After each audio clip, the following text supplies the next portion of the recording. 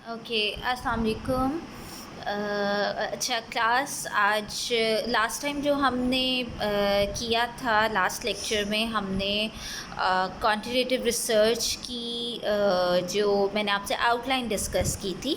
ठीक है। अच्छा, ये जो है ये आपकी बुक है बेसिकली, इसका नाम अगर आप ऊपर देख सकते हो तो ये social research methodology qualitative quantitative approach. ठीक है, ये बुक मैं निम्रा को ईमेल कर दूँगी। ठीक है। इधर हमने मेजॉरिटी जो चीज़ें हैं वो हमने इसी बुक से पढ़नी है, क्योंकि ओवरऑल रिसर्च की बुक यही है।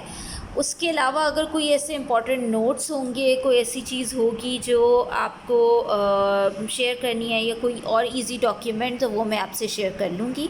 ठीक है। अच्छा, अब इसमें जो अगर हम आउटलाइन में देखें तो पहला जो हमारा टॉपिक है that is philosophical and methodological stand point of quantitative research. ठीक है, इसमें हमने ऑन्टोलॉजिकल एंड एपिस्टेमोलॉजिकल रिसर्च पढ़नी है, बट सबसे पहले लाइक फ्रॉम द बिगनिंग, क्योंकि रिसर्च जो है वो आपके लिए न्यू टॉपिक है, न्यू सब्जेक्ट है। आपने इससे पहले अभी रिसर्च नहीं पढ़ी। इससे पहले आपने अभी तक जो भी है वो माइनर कोर्सेज पढ़े हैं, या आपकी सोशियोलॉजी में थ्रू आउट बेस बनी है।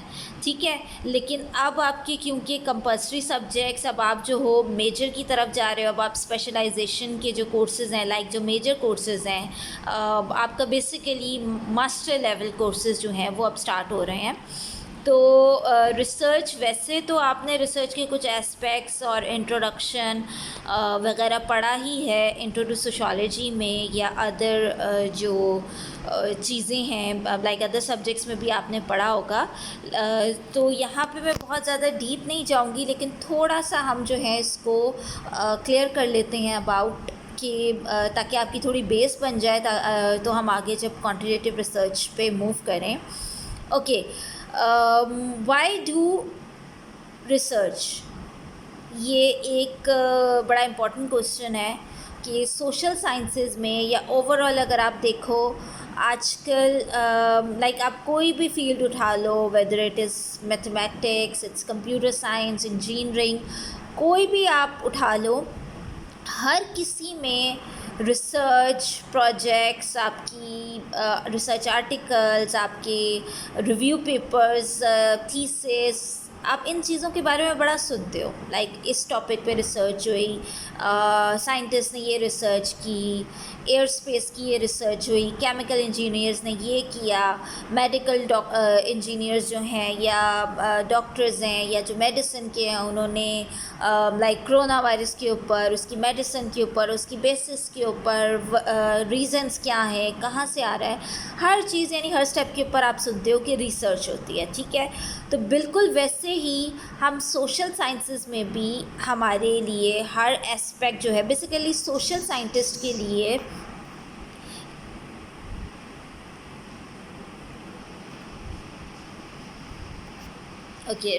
सोशल साइंटिस्ट के लिए बेसिकली जो रिसर्च है वो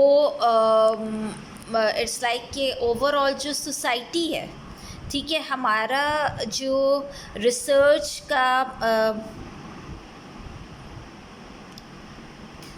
ठीक है, हमारी जो रिसर्च की फील्ड है, या जिसको हम कहते हैं कि हमारा जो हमारे लिए जो लैब है, जैसे साइकोलॉजिस्ट हो गए वो लैब में करते हैं, मेडिकल की लैब होती है, केमिकल इंजीनियर्स की होती है। तो हमारे लिए जो हमारा जो एरिया है, हमारी जो फील्ड है, हमारी जो लैब है, दैट इज़ सोसाइटी। ठीक है, और हमारा जो सब्जेक्ट है वी आर ह्यूमन बीइंग। ठीक है, ह्यूमन बीइंग जो है वो हमारा सब्जेक्ट है जिसके ऊपर हम काम करते हैं।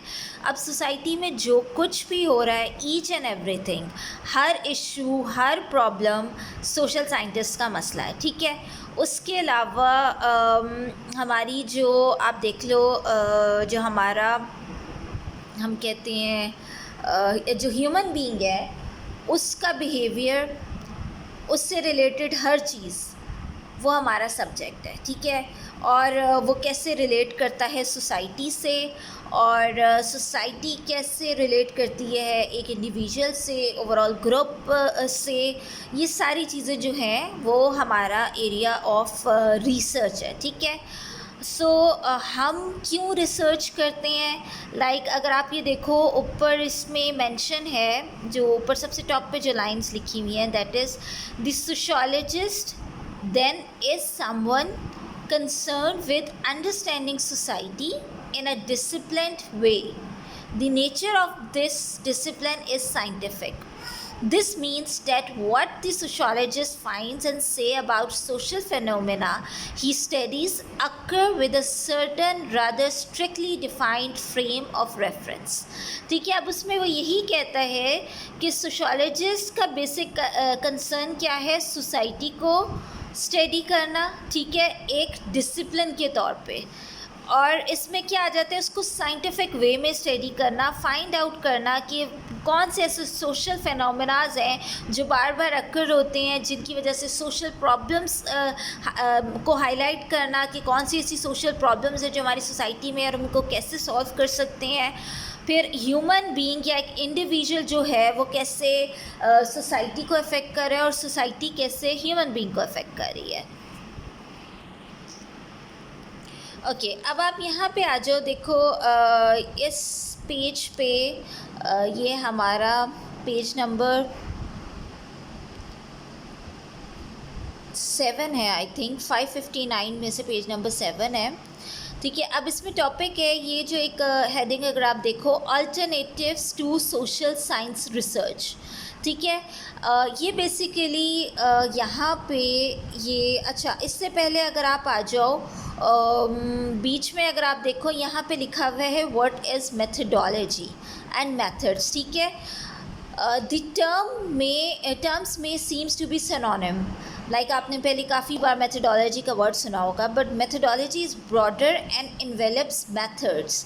Methodology means understanding the entire research process including its social organizational context, philosophical assumptions, ethical principles and the political impact of new knowledge for the research enterprises, ठीक है। Methods refers to the collection of specific techniques we used in a study to select cases, measure and observe social life, gather and refine data, analyze data and report on results. The two are closely linked and interdependent. अच्छा, अब methodology और method ये एक दूसरे से interlinked है और independent है एक दूसरे के ऊपर, इंटरडिपेंडेंट है एक दूसरे के ऊपर, बट इनमें स्लाइड से क्या डिफरेंस है?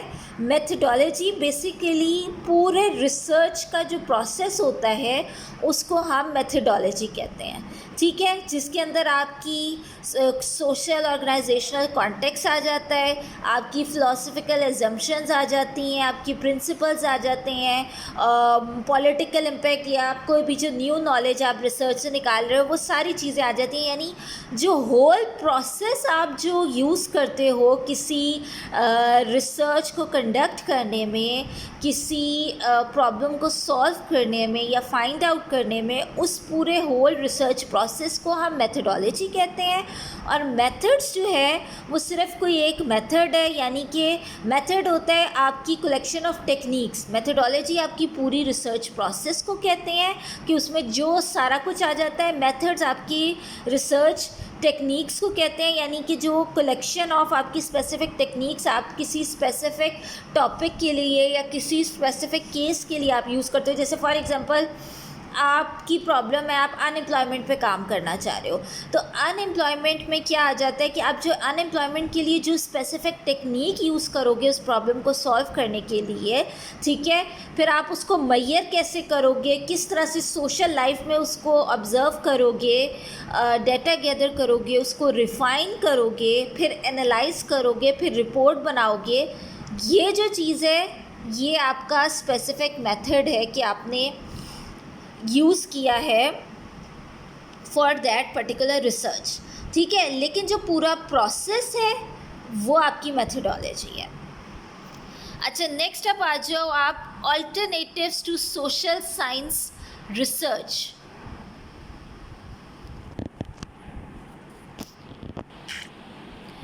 ओके, अच्छा, alternatives to social science research basically अच्छा, हमें जैसे मैंने आपको बताया कि हमारा जो एरिया है या जो सब्जेक्ट बेसिकली कि हम जहाँ रिसर्च करते हैं, हमारी जो लैब या हमारी जो फील्ड है, डेट इज़ सोसाइटी, और ह्यूमन बीइंग जो है वो हमारा सब्जेक्ट है। हम उसके ऊपर ही हमारी सारी रिसर्च जो है वो related to society and human being होती है। ह्यूमन बीइंग का बिहेवियर, उसकी लाइफ में होने वाली, क्योंकि प्रॉब्लम्स जो है सोसाइटी की वो इंसान को ही अफेक्ट कर रही है ना।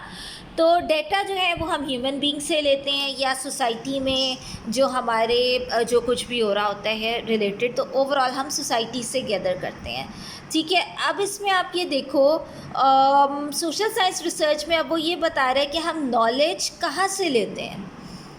ठीक है, so there are mainly 4 commonly alternatives to social sciences research that many people like researchers rely on, कि जहाँ से आपने डेटा एक्वायर करना है, ठीक है, और डिसीजन लेना है। अब उसमें क्या क्या चीज़ें हैं, सबसे पहले जब हम कोई टॉपिक सेलेक्ट करते हैं तो उसमें पहली जो चीज़ आती है वो हमारा पर्सनल एक्सपीरियंस या कॉमन सेंस आ जाती है।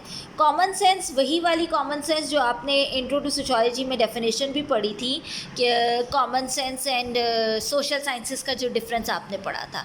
तो हमारी जो कॉमन सेंस इज़ बेसिकली हर वो चीज़ जिसको आप कहते हो कि आउट ऑफ नो वे, ये पता नहीं कहाँ से आ गई है, कि सबको पता है। तो ये एक कॉमन सी प्रॉब्लम जो हम अपनी सोसाइटी में देख रहे होते हैं, लेकिन हम सोचते हैं कि अच्छा ये प्रॉब्लम क्यों है, इसको हम कैसे सॉल्व कर सकते हैं, तो वहाँ से आपको आइडिया आता है। फिर आपका पर्सनल एक्सपीरियंस, कोई चीज़ जो आप खुद देख रहे हो, खुद ऑब्ज़र्व कर रहे हो, खुद एज्यूम कर रहे हो, लाइक आपकी सराउंडिंग में हो रही है या आपके इर्द गिर्द किसी के साथ हुआ है या आपका पर्सनल कोई एक्सपीरियंस रहा है, तो आप सोचते हो कि मैंने इसके ऊपर काम करना है। ठीक है, फिर आ जाती है उसके बाद सेकंड स्टेप पे आप क्या करते हो, आप उस सब्जेक्ट या जो सोशल फेनोमेना है या जो प्रॉब्लम है उससे रिलेटेड किसी एक्सपर्ट या अथॉरिटी से बात करते हो। जैसे फॉर एग्जांपल अगर हम बात करते हैं कि हम सेक्शुअल अब्यूज़ के ऊपर अगर हमने काम करना है, तो हम सेक्शुअल अब्यूज़ के ऊपर हमने पता करना है कि कौन से लॉज बने हुए हैं, तो हम एक्सपर्ट के पास जाएंगे जो सेक्शुअल अब्यूज़ पे काम कर रहे हैं, या अथॉरिटीज़ जो लॉ एंड ऑर्डर जो रेगुलेट कर रहे हैं, हम उनके पास जाएंगे, उनसे पूछेंगे कि वो क्या जो है इम्प्लीमेंट कर रहे हैं। ठीक है, थर्ड हमारा आ जाता है पॉपुलर एंड मीडिया मैसेजेस। उसके बाद आप देख लो, हम न्यूज़पेपर कंसल्ट करते हैं, हम सोशल मीडिया देखते हैं, हम मीडिया देखते हैं, हम डिफरेंट टॉक शोज़, आप उनसे भी डेटा ले सकते हो। और पॉपुलर मैसेजेस जो आपको इर्द गिर्द नज़र आ रही है कि लोग बात कर रहे हैं उसके ऊपर, कोई लिटरेचर लिखा हुआ है, कोई आर्टिकल लिखे हुए हैं, हम उसमें से लेते हैं। फोर्थ हमारे पास आ जाता है आइडियोलॉजिकल बिलीव्स एंड वैल्यूज़। फिर हम देखते हैं सोसाइटी की उससे रिलेटेड जो आइडियोलॉजिकल बिलीव्स हैं, वैल्यूज़ हैं, वो क्या हैं और वो कैसे अफेक्ट कर रही हैं और वो किस तरह अमेंड हो रही हैं, या उसको लोग कितना फॉलो करें। ये वो कॉमन चीज़ें हैं जहाँ से हम अपनी नॉलेज लेते हैं। ठीक है, अच्छा, अब इनके नीचे आप देखो, इनको एलैबोरेट किया हुआ है इन्होंने हर हेडिंग को। ये आपको मैं बुक दे दूँगी, आपने हर हेडिंग के अंदर उन्होंने क्या एलैबोरेट किया ये आपने ख़ुद रीड करना है। ठीक है, और इसके बाद आपने इसको डिस्कस करना है, और अगर आपस में डिस्कस करना है पहले कि आप लोग वही आप ग्रुप डिस्कशन कर सकते हो, और फिर मुझसे कोई स्पेसिफिक चीज़ पूछनी है तो आप मुझसे पूछ सकते हो। ठीक है, अच्छा, what we think we will do and what we actually do.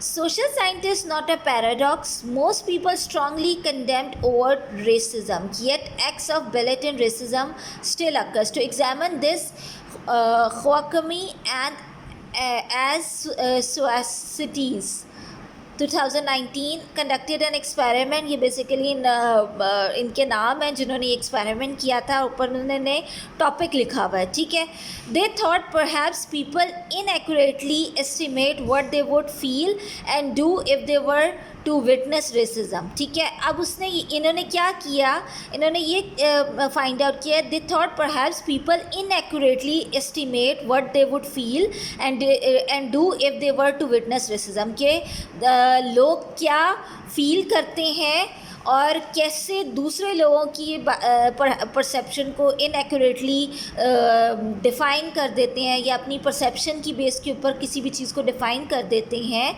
जब वो किसी रेसिज्म को विटनेस करते हैं। टू एग्जामिन दिस, इस चीज़ को एग्जामिन करने के लिए they ask non black students how they would feel and what they thought they would do if a racist act occurred, कि वो क्या फील करते हैं और वो क्या कर सकते हैं जब कोई रेसिस्ट फील्ड यानी कि कोई रेसिस्ट किस्म का एक्ट होता है, ठीक है। मोस्ट प्रेडिक्टेड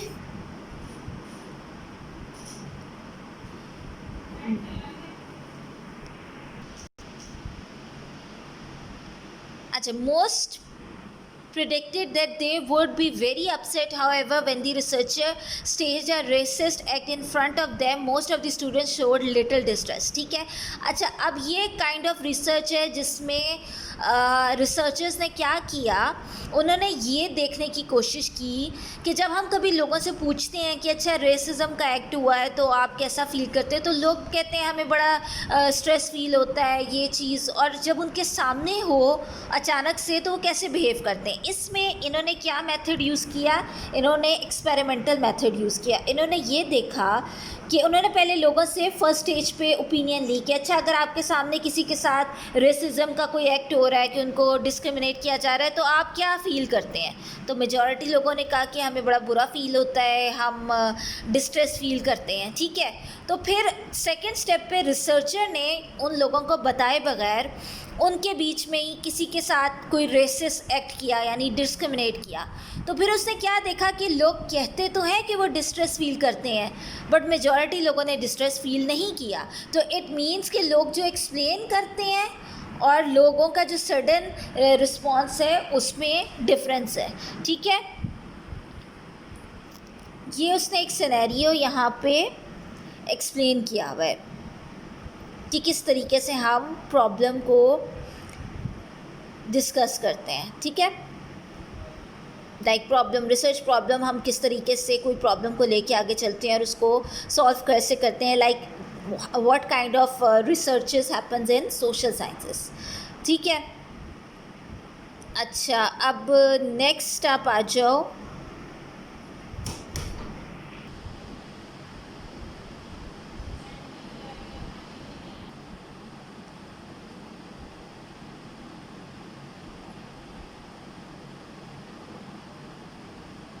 अच्छा, erroneous common sense misinterpretation, ये लास्ट पैराग्राफ में लिखा हुआ है, have real consequences, moreover the media often repeat and spread the misperception, schools और business make decisions based on them and law makers and politicians advance new laws और policies founded on them. We often make the following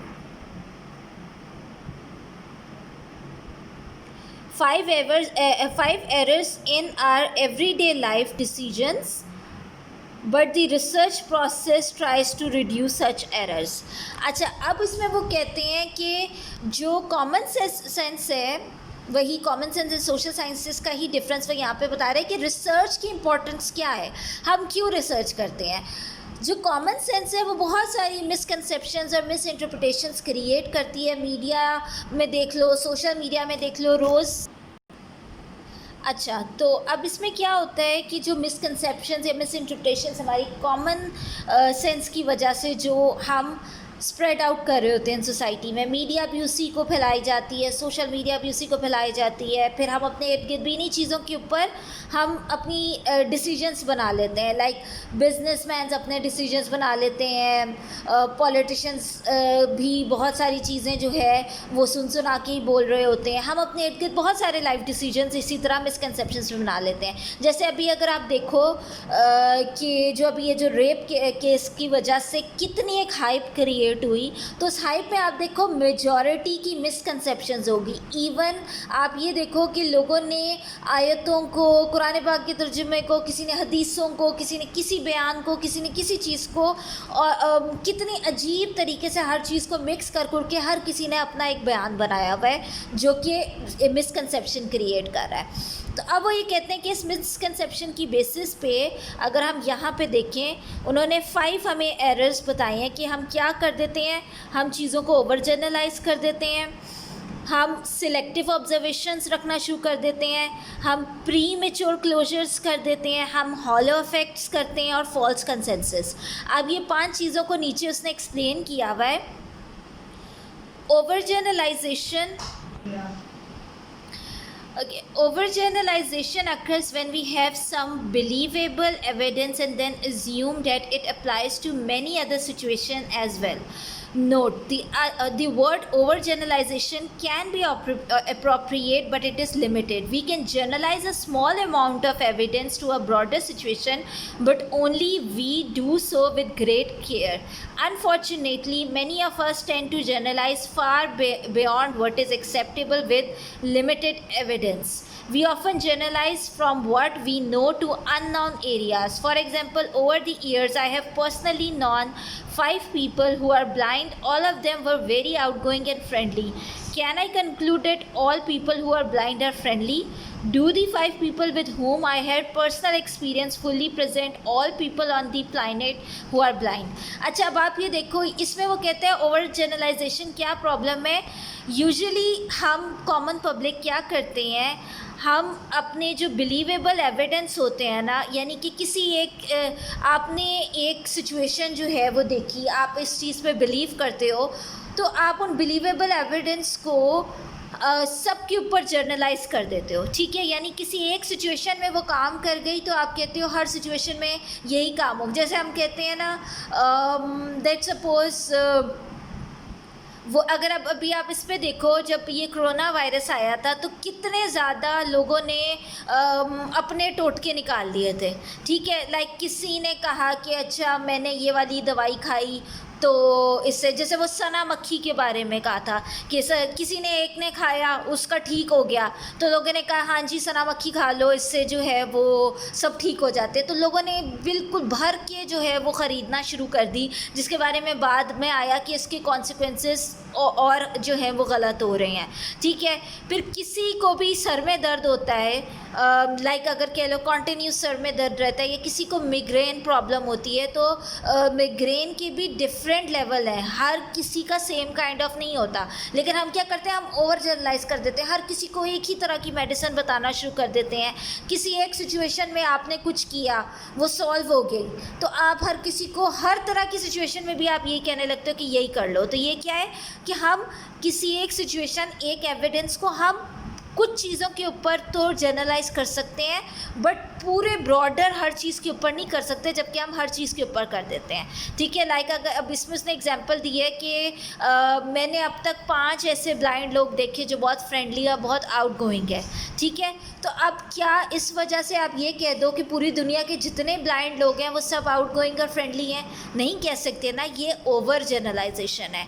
आप इसको कह सकते हो कि ऐसा possible है कि लोग इस तरह के हों, पर सब ऐसे हो नहीं हो सकता. फिर इसी तरह आप देखो, अभी भी जो अगर एक सिचुएशन जिसके ऊपर मेरा बड़ा एक पॉइंट ऑफ व्यू इसी चीज़ पे है कि हम रेप, जब भी कोई रेप केस होता है, जब भी कोई सेक्शुअल अब्यूज़ केस होता है, तो हम विक्टिम को बुरा, जो कल्प्रिट है,